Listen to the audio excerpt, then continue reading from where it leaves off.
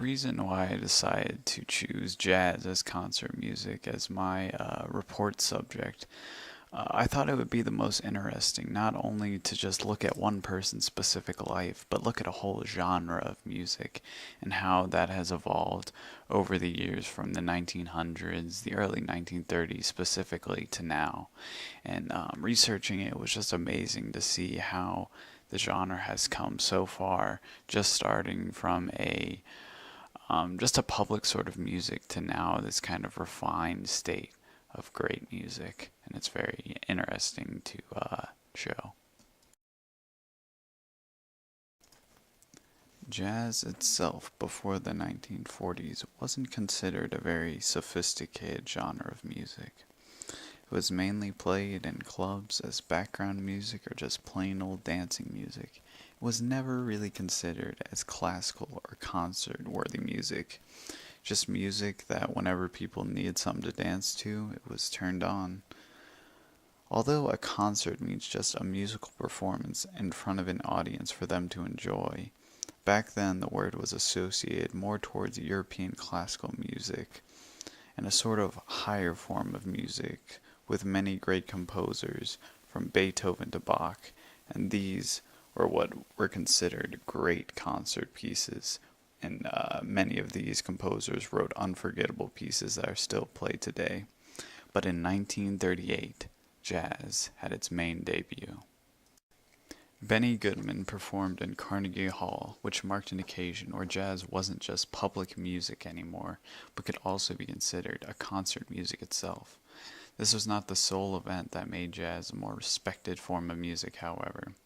Many black jazz bands before the Benny Goodman concert had showed the world their self-termed African American music in traditional concert halls. Some of these earlier jazz performers were Will Marion Cook and his Southern syncopated band, W.C. Handy, Paul Whiteman, and many, many others. Even though the best known concert performance of jazz was Benny Goodman at Carnegie Hall, there were also other spectacular jazz events, such as the Carnival of Swing, that was held in New York City's Randall Island.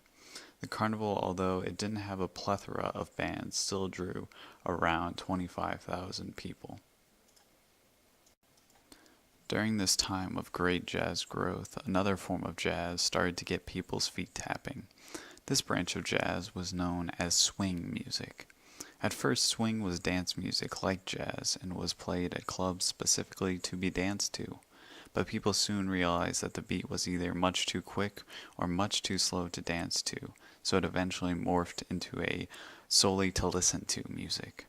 Jam sessions also became highly romanticized at the time. The term jam session was coined after jazz bands had finished playing.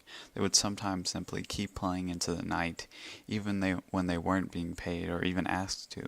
Not only did it get publicity and thus increased business for the artist, but they could play just to enjoy their own music and to have a good time with each other and their audience.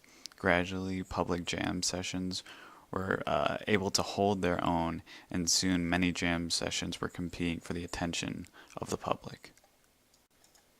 Surprisingly, the step from nightclub sessions to concert hall-worthy performances was a small one.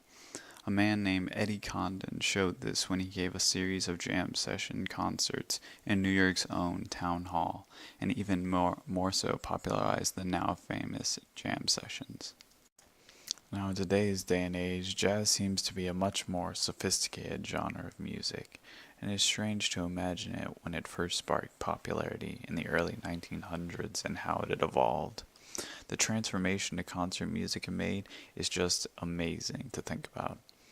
Not only this, but as well as how musicians could start not only popularizing such uncultured music, but shape the culture around themselves.